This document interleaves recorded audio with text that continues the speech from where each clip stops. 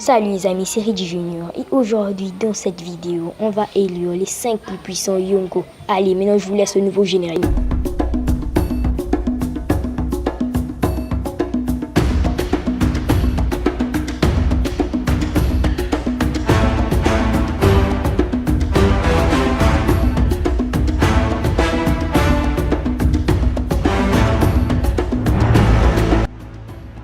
Vous ne connaissez pas les Yonko, eh bien c'est les pirates les plus puissants du nouveau monde.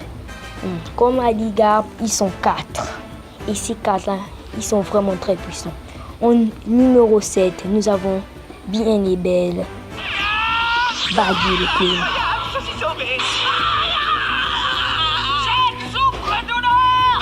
Hey, chapeau de paille. Non mais ça va pas la tête, abruti. Quoi? Baggy est l'un des empereurs que j'aime pas trop. C'est vrai, il est chiant. Et en plus, il fait toujours de la merde.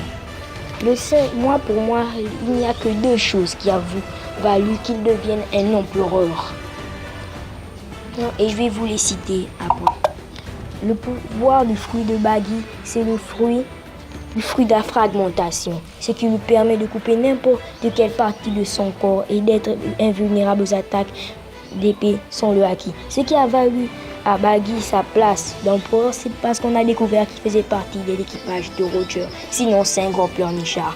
Mais bien sûr, il a fait sa vie sur East Blue.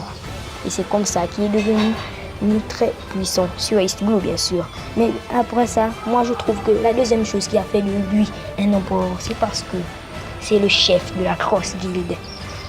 Une organisation qui veut mettre des bâtons dans les roues au gouvernement. Vraiment. Baggy est tellement malin qu'il a fait part au gouvernement que c'était lui le chef de la Cross Guild.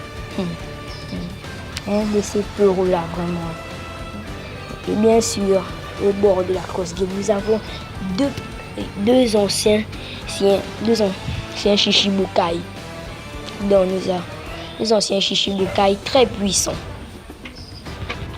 Nous avons d'abord Crocodile, Mister Zero, qui est l'un des Shichibukai que je trouve classe et puissant. Et après nous avons Dragon Milk. Puis, à la 6e position, nous avons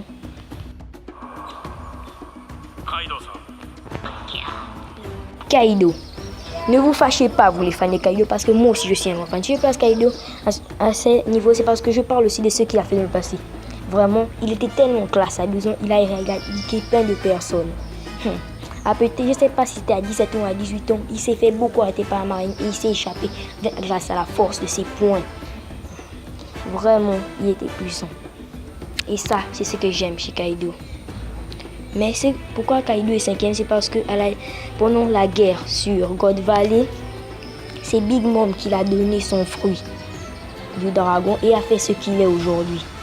Après la dissolution des Rocks pirates, Kaido a formé son propre équipage, les 100 bêtes. Bien sûr, à la 5e position, nous avons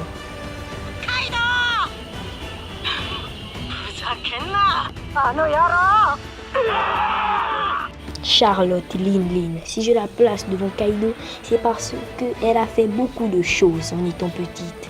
Abandonnée par ses parents sur l'île d'Elbaf, parce que ses parents avaient entendu parler d'un orphelinat qui recrutait les enfants. Big Mom était déjà une monstre de puissance à 5 ans. Et bien sûr, le cerise sur le gâteau, la femme qui gérait l'orphelinat faisait du trafic d'enfants. À seulement 5 ans, elle a mis toute l'île d'Elbaf à feu et à cendre. Et bien sûr, encore plus, elle a carrément mis KO un géant. Pendant qu'elle avait 5 ans, est-ce que Kaido avait fait ça?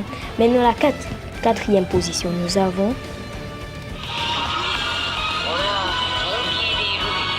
Si je place Monkey D. Luffy à ce niveau, c'est simplement parce qu'il a vaincu un grand corsaire qui était Crocodile, étant très petit, et son évolution n'étonne personne. Il a aussi vaincu celui qui se prenait pour un dieu sur Skypiea, Ener. Et pour moi, j'ai qu'une seule chose à dire à Ener, tu t'es pris de l'or sur la tête. Il a aussi vaincu pour moi ce qui était un peu vraiment son vrai défi avant l'ellipse, Rob Lucci. Et oui, ça c'était un adversaire qu'il a vraiment affronté, et Moria qu'il a aussi vaincu. Mais pour moi, le combat mythique, c'était face à Katakuri. Et bien sûr, son éveil sur Onigashima face à Kaido. Et bien sûr, les amis, c'est la fin de cette